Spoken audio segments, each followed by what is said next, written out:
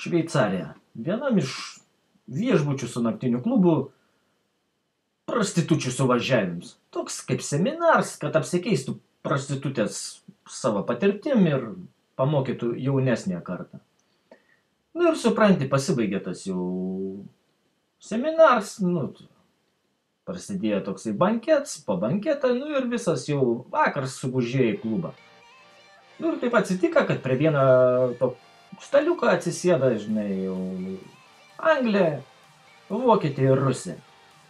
Išgėrė jos ten šampaniuką biškį, užkando, ir pradėjo girti, sako, viena Anglija, sako, per mano 10 metų prostitutės karjerą, tikrai visokių nuotykių buvo, visokiausių, bet kas įstrigo, tai vienas toks vakinuks man įsinomavo, supranti, ir 12 valandų non-stop pisa mani. Per visus galus varė, Jėzus Marija, kas ten darės tam viešbutį, supranti. Ir kas įdomiausia, tai už visas tas 2 valandas sumokėjo 2 Tos mergos žiūr, čia sako, tau pasisekė. Ir vokietė sako, sako, aš prostitutka, sako, dirbu 15 metų. Man labai, sako, pasisekė, supranti, sutikti vieną žmogų. Ir, supranti, vokietis mane įsinomavo, supranti, irgi viešbutį.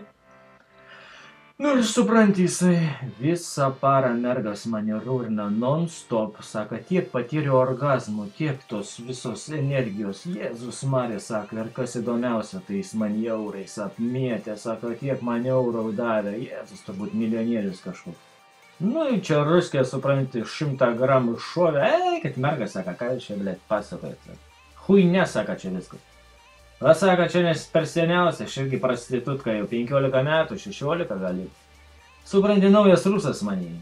Įsikveč pas savį namą didžiausią kaip rūmų, supranti.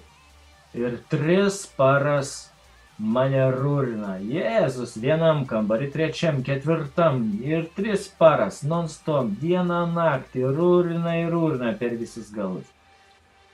Ir kas svarbiausia, ant pačią galą, supranti, mane rachum pastata, įsitrauk iš piniginę savo, auksinę gold visa kreditinę kortelę, perbrauk man per pizdą ir sako, lauk pervedimo.